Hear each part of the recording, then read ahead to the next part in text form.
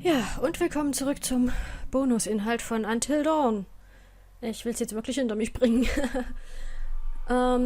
Mittlerweile sollte ich das komplette Ereignis der Vergangenheit Video zwischengeschalten haben, wo wir jetzt auch zumindest einen Hinweis haben, warum Hannah stärker als die Bergarbeiter war. Die Bergarbeiter haben sich eher transformiert und dieser ganz spezielle Wendigo, den der Flammenwerfer-Typ gejagt hat, er hat ihn getötet, als die zwei Mädchen darunter gefallen sind. Und somit konnte dieser Geist von diesem besonders starken in Hannah fahren. Das ist schon krass. Also war sie den anderen Wendigos überlegen. So, was haben wir? Trifft die Besetzung, wie man eine Szene macht, die Wissenschaft der Angst, 1000 Seiten, die Musik, von der Bühne zum Bildschirm 1, von der Bühne zum Bildschirm 2, was zum Teufel und ihn zum Leben erwecken. So, wahrscheinlich, wenn das hier länger als eine Stunde geht, das sieht zu viel aus, dann wird es wohl in 2 Parts kommen, die Specials, aber das soll mir dann jetzt auch recht sein.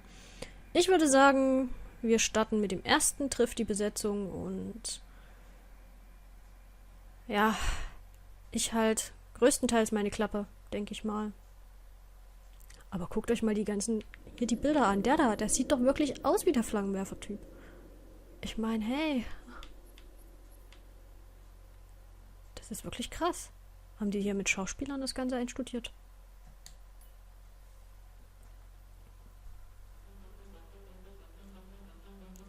I am Hayden Panettiere, and we are here at the studio recording Until Dawn. My name is Rami Malik, and I play Josh. My name is Megan Martin. My name is Brett Dalton. My name is Antonella Lentini, and I played Hannah and Beth. My name is Jordan Fisher, and I play the character Matthew, Matt for short. I'm Nicole Bloom, and I play Emily in the game. My name is Noah Fleiss. I am Galadriel Steinman, and I play Ashley. So, Until Dawn is the story of 8 teenagers who revisit this cabin in the woods about a year later after a really traumatic experience. Die sehen denen wirklich ähnlich. I've lost 2 of my sisters, so coming to kind of get some closure in that respect. One of the things that Larry does really well is make these multi-layered characters, and I think for just the story in general, it follows the quintessential horror film plot lines, but the characters are so unique in themselves, and I think that's very cool. Oh, yeah, this was the right thing to do. Die sehen wirklich aus wie die Figuren. Getting everyone Die together on the Schauspieler. anniversary.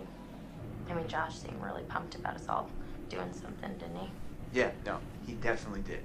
I haven't seen him so excited about something in forever. Good, good.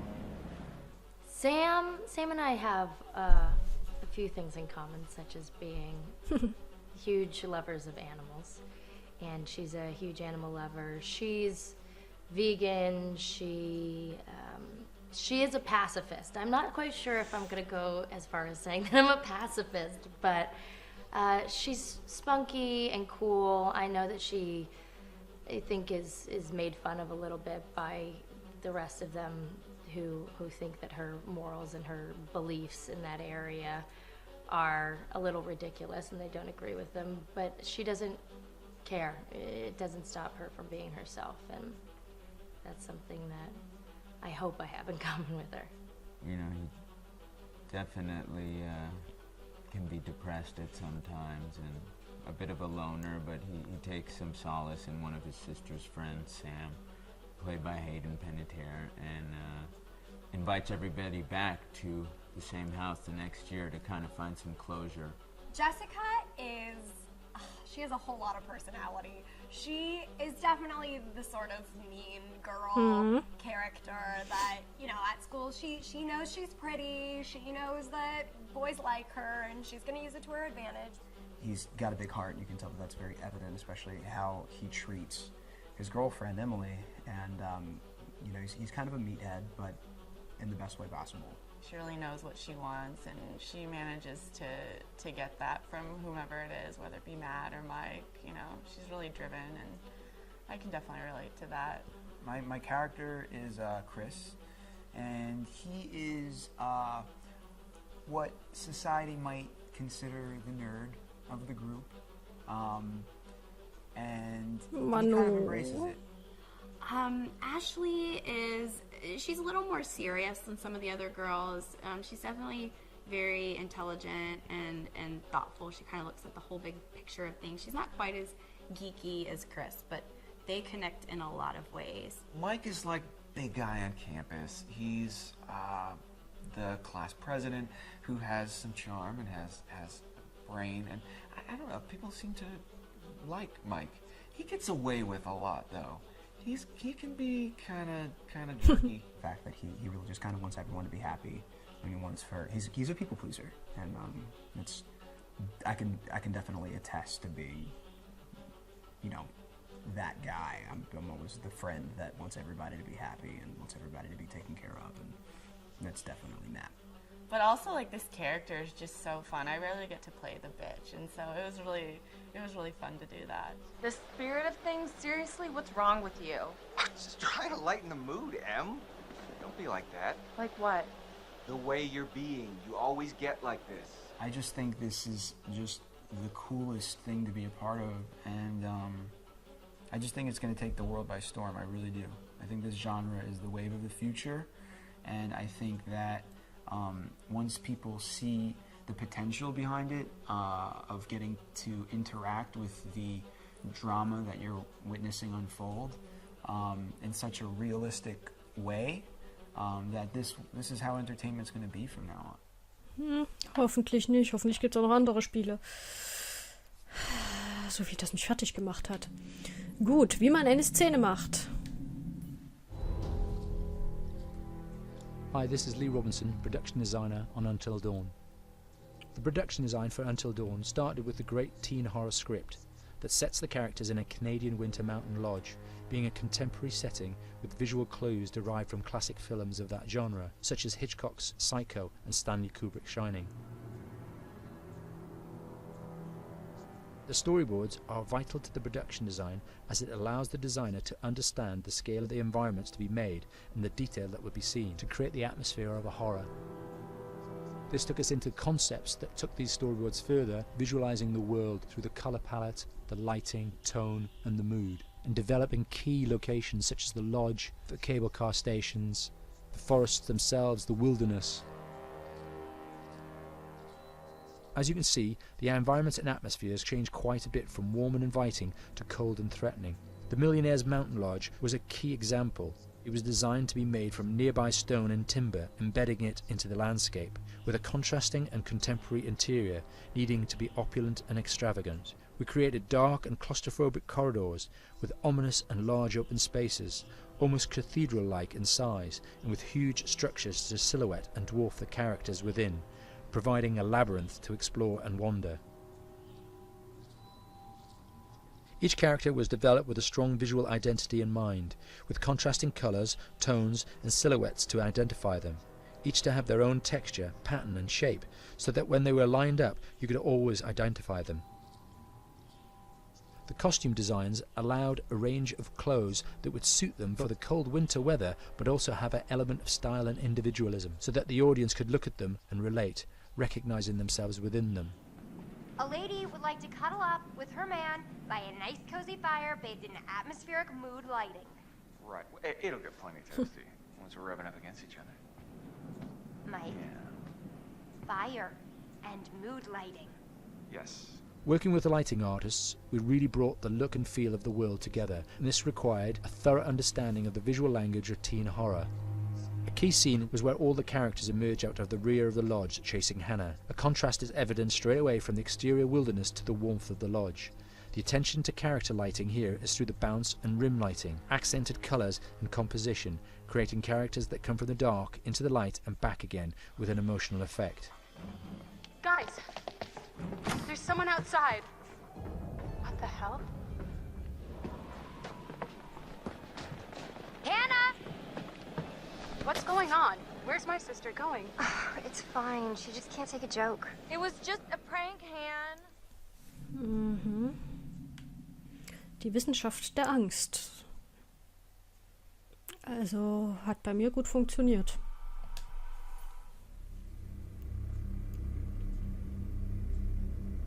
Till Dawn is a game that's full of horror, and one of the things we decided to do early on was to take a scientific approach to how scary it was. So we did experiments on people and we measured their responses to the game. We've created a test area. It's as close to a home setup as we can get it. We've recruited ordinary people to play the game and we've left them to play it on their own. You're turning the light off. Wie gemein, im Dunkeln spielen. The only difference is it's rigged with cameras and microphones that relay the data through to the next room where people are watching them play. Bracelet here we use for biometric testing. It measures the player's emotional response. It's called a galvanic response sensor. It makes contact with the user's skin and it measures the electrical conductivity across their skin. It's the same principle as an old-fashioned lie detector. When you're stressed, you sweat a little, very sensitive, and picks up tiny changes if the player is feeling anxious or scared. That data's fed back to a testing team, it comes through as a graph. I'm so sorry.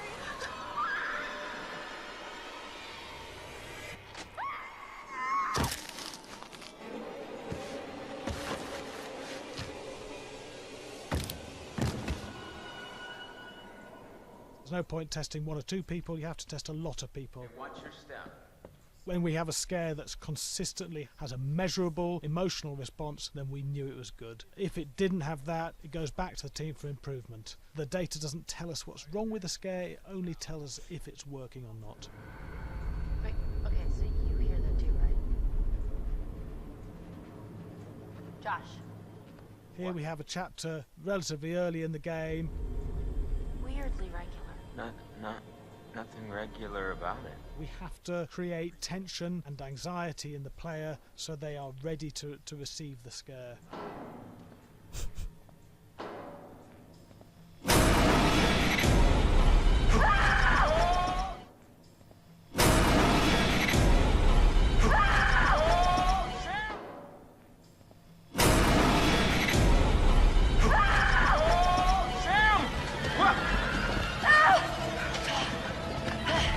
Give the player time to recover, to cool down, to calm down, and then start building the tension again before we do the next scare.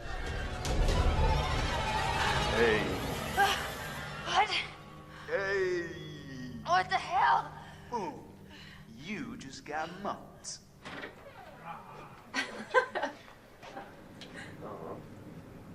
Yeah, I have such an adrenaline high from that game. There's two things we found. One is we could look at the scares, analyse if our expected scares were working effectively. Were people shrieking and covering their hands, or were they getting an emotional response from it? And being scientific about it means that we strip out people's opinions about whether things are working or not. We've got data, and we look at the data. If it's working, we're happy with it. Really scary. Bit scared and wanting to get away. I actually maybe a bit scared to play it on my own, but in a room with the lights on, yeah, with some other people as well, yeah, maybe. But because I was scared of cat, I would play with someone in the room. And the lights on. It was one of the scariest games I've played in a long while. Oh ja, definitiv.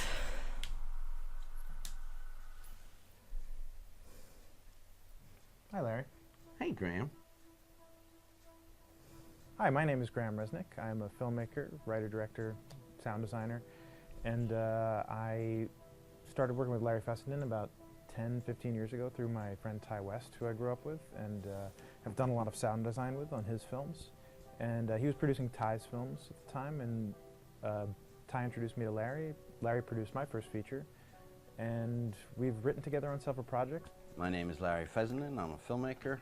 I run Glass Eye Pix, which is an independent production company out of New York. We make indie movies, a lot of scary movies as well. And I got a call to audition to write this video game. And I called my pal Graham Resnick because Graham is a gamer. And while I thought I could offer something to the idea of writing this multi-branching story, I knew that I would want Graham's expertise as a lover of gameplay, since I guess games were started. So and just as a lover. And as a lover, yes. Just why there's so many sex jokes in the game. There was one Italian website that did say the Larry that's Fessenden and right. Graham Resnick, the two lovers behind Until Dawn. Come here. Das ist der Flammenwerfer-Typ. Maybe I know Der how hat das to Ganze handle you entwickelt. too. I am definitely ready to be handled. So I wanted Graham by my side. Yeah, and we got the gig, and it's been an amazing ride. Oh, hell yeah. Oh my god. She's taking her shirt off. What? Oh my god. Matt, what are you doing here? Hannah. I'm sorry, Hannah. This all got Don't out of worry, hand, but... So in the game, the basic setup is that a year prior to the game's start, all these kids had gone up to a ski lodge that was owned by the parents of one of the kids, or a couple of the kids, and some of the teenagers played a prank on some of the other teenagers, and a terrible tragedy occurred when a few of them, two sisters, ran out into a blizzard, and were never seen from again.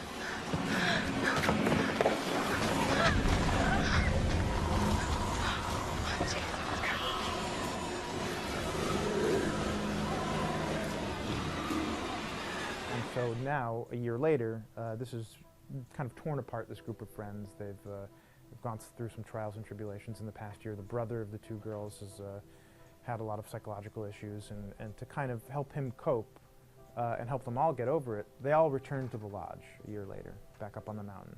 And the idea is to get over it, but... the healing does not begin. Yeah, and these kids are all trying to find themselves. They've been through a trauma, but in general, they're just teenagers trying to figure out who they are. So they're all kind of falling into the patterns, the stereotypes, the characters they see on TV and in the movies.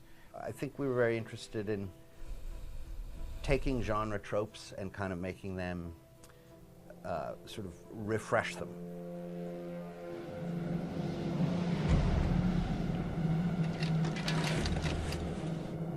Hey, did you see that? Dad said it'd just be us this weekend. We're familiar with how slasher movies work. Most people have seen some horror movies, and we have established notions and preconceptions about the roles of the players in horror movies and how they talk and how they get killed and how they have sex. And to bring you into the game that way and then subvert a lot of those expectations is kind of our goal. They're haunted by some incident that happened in their past, which I think you pretty much figure out that that's going to have a role in their interaction. Yeah, so I think what was fun was we take some sort of stock characters and we try to give them some shape, but at least at the beginning they're recognizable in the way of groups of friends. There's the jock and the bitchy girl and the rivalries between everyone. And oh my gosh, and really fun characters too. We just had so much fun living in the minds of these characters through writing the script. What do you think? Jesus! It was fun. I think we were looking to get that kind of banter that you Yeah. see both in movies, but also that you absolutely have with friends, and sort of those inside jokes. And of course, as writers and as friends ourselves, we sort of developed little tracks, and we try to give the characters that kind of vibe. Okay, der Flammenwerfer-Typ, da hat er sich selber mit eingebaut im Spiel. Okay. Die Musik.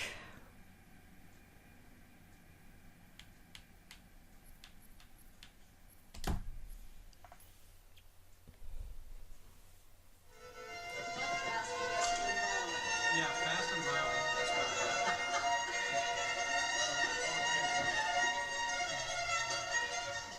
All right, from the top.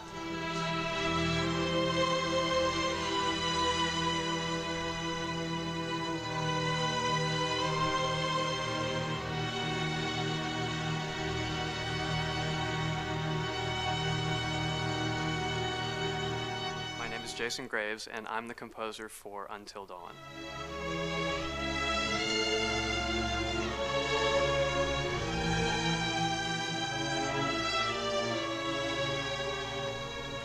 I've been involved with Until Dawn for about a year now. Originally, I was contacted by Barney Pratt, the audio director. I think that had something to do with my lineage of horror games, and hopefully not the fact that my last name is Graves, although a lot of people seem to associate my name with scary music.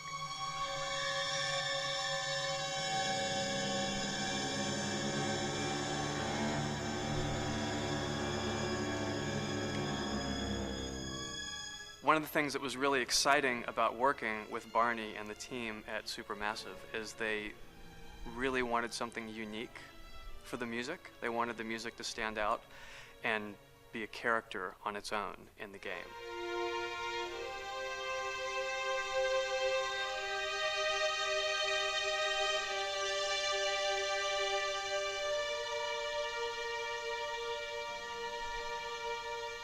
When I'm first starting on a new score, and it doesn't matter if it's film, television, or games, I always end up going to the main theme. Sometimes the developer or producer isn't even necessarily interested in the main theme at the beginning. I just want to do it for myself, because for me, the main theme is the identity of the game. It establishes the mood, the atmosphere, and the character of the music, and how it's going to be playing in the background. And that's what we did with Until Dawn. That was actually my demo pitch to Supermassive Games. I put a main theme together, recorded all the instruments at my studio, and sent it to them. And they liked it. We actually ended up recording that exact theme, all the instruments and everything, live here at Ocean Way, probably 9 months ago. And that's what we've been using in all the demos for the game, and that's the final version of the theme that is the main theme that you'll hear on the menus and in some key pieces of gameplay.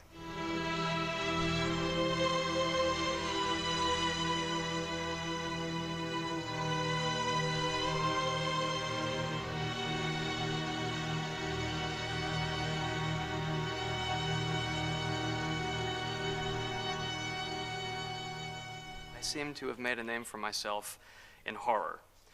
And there's something about scary music, I think it's maybe the lack of rules. The biggest rule in scary music is there are no rules, so you can do anything you want, and actually, if you end up doing things that don't feel like they would work out together, they kind of clash, and it ends up being even more effective for scary music. So that's what really drew me to Until Dawn, was the textures, plus writing thematic material that is interwoven with the scary textures. I haven't really done anything like that before. Usually it was just all tension all the time, and that's fun and it's great. But I'm actually at heart a very melodic composer. That's the kind of music I love listening to, and that's the kind of music I love writing. That's the kind of music I got to work on in Until Dawn. Very nice. Same thing.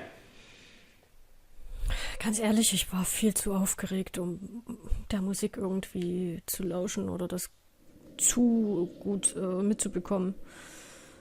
Oh Mann.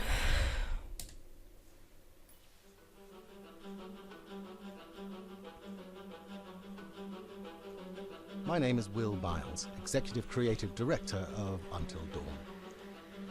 The first part of getting a believable facial performance in-game is to capture topographically the actor's range of emotional expressions as separate versions of the same head. Every tiny nuance gets digitized and merged, effectively creating a model that can recreate every facial movement that the actor makes. Once the topography has been recorded, the actor's performance itself can be captured by using a predetermined set of marker points drawn precisely on the face and a high-def helmet cam, wirelessly linked to capture devices. The camera is the small box where it looks like the microphone should be. Outro Sam. Mark. It records in high def the movement of the dots throughout the performance that will drive the expressions captured earlier. Unlike other systems, this form of capture is far less lossy because there are fewer interpretations between performance captured and performance rendered finally in-game. The audio is also recorded via two separate lavalier mics attached to the helmet. It takes a while for the actors to acclimatise to carrying around the recording devices and the helmet cams, but very soon the shoot becomes similar to any other effects shoot or a green screen shoot. The actors in these scenes are only recording facial animation, but use cursory body movements for pacing. Wait, and maybe we should all stick together and find everybody and make sure that we're all okay, so... 1-1, the year before the prank. Take 2, Mark. Other than the other actors, they have to use their imagination for everything and everywhere that they are supposed to be seeing and feeling. Idiot! So dumb! From a hot midday studio in Los Angeles to a freezing midnight mountain in British Columbia.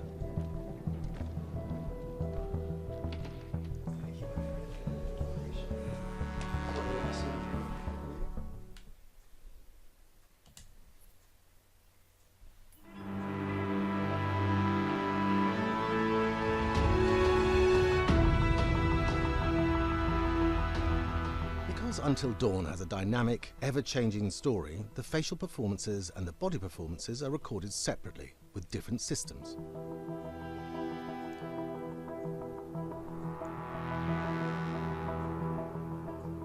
With the body capture, we use reflective bead suits and an infrared camera matrix system that drives the CG bone hierarchies in our character models. These performances cover everything from character locomotion, scene-specific performances and stunt work, most of which was recorded at studios in Pinewood and Shepperton, near London. Anna! Hello? Combining all the elements seamlessly in the final game becomes a formidable editing and logistical task. Every variation, both physical and emotional, must be combined in these multi-edits. Scaffolding props have to stand in for the sets, because the hundreds of infrared cameras have to be able to see all of the reflective beads on the actor. Das ist schon krass, was da für Arbeit drin steckt. Das mal so zu sehen, das finde ich schon, das ist eine geniale Idee mit diesen Bonusinhalten hier.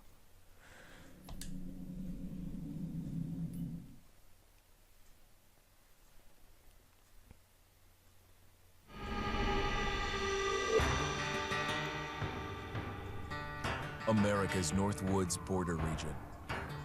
Within this land of 10,000 lakes and miles of dense timber, a hideous creature is believed to lurk. The North Woods is probably one of the last frontiers in America. There's still a lot of places in this area that hasn't been set foot by man.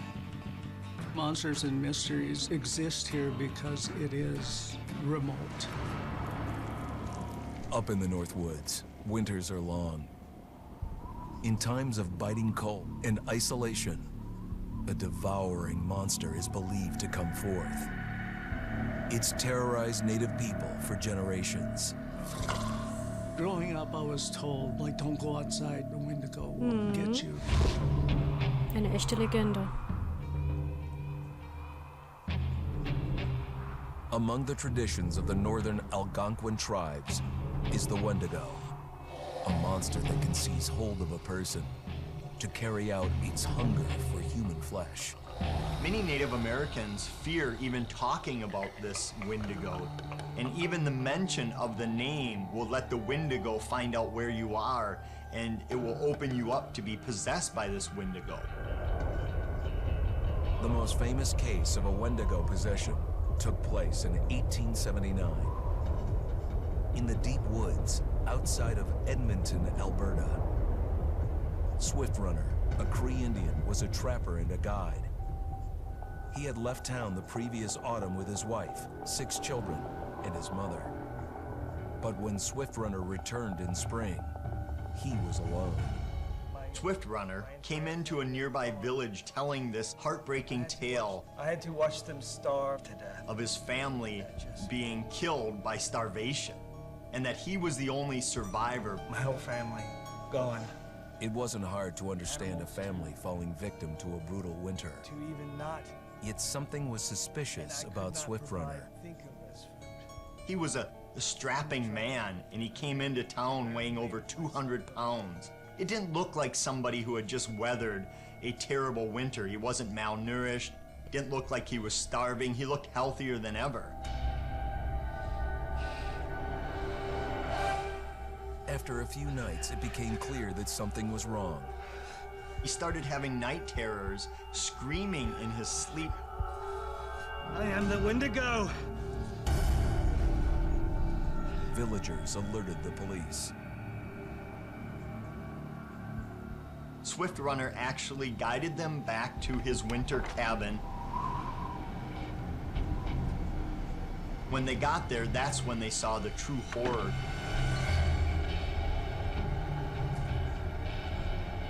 Human skulls were scattered around, many bones, some of which had been snapped in half and the marrow inside had been drained. They had never seen anything like it. Swift Runner had killed his entire family, shooting them, hitting them with an axe, strangling, and then eating most of their bodies.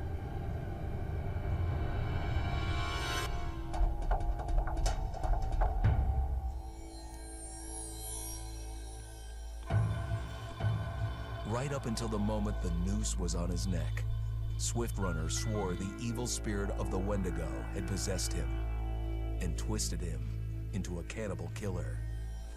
When he was on the gallows, Swift Runner himself said, "I am no longer a man." Krass. Okay, sieht das nur so aus oder fehlen hier noch welche? Ich denke nicht. Dann auf zum letzten.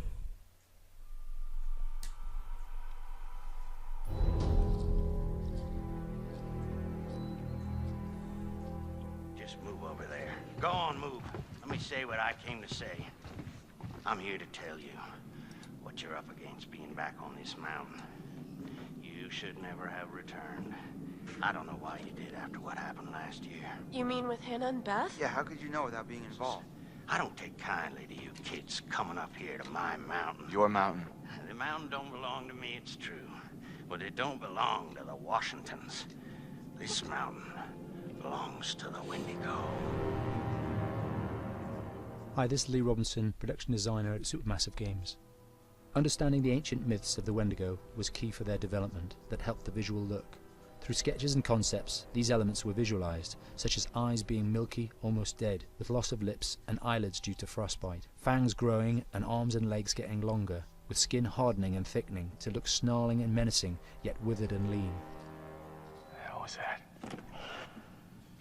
Another fucking piece of... Fingers and toenails extending like claws, allowing them to climb effortlessly. We made them look gaunt and weathered, and having ragged remains of clothes they wore. Blood-stained and rotten, with patches of hair still remaining, they retained strong skeletal limbs, which enable them to be agile and quick through the environment. Where are you? My name is Jamie Gallipo, animation director at Supermassive.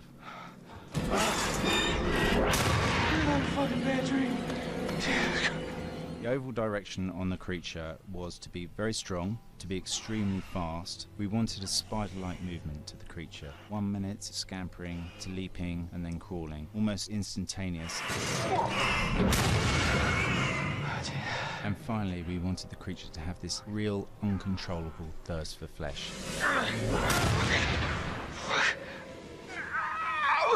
From a sound design perspective, the Wendigo is a real challenge. For the main vocalizations of the Wendigo, we used our own vocalizations, various different animals from the exotic to the farmyard, various plugins and processes to gel these sounds together and keep a human resonance behind that voice, telling the backstory of the Wendigo.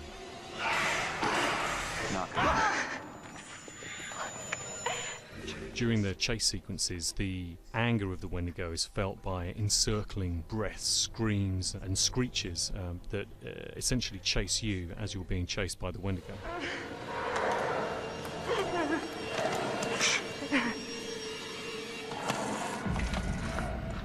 We would layer them up in a multitude of layers, sometimes 15, 20 sounds playing at the same time, to build up the vocalizations for this fearsome creature which is always in attack mode, hyperactive and chasing you throughout the game.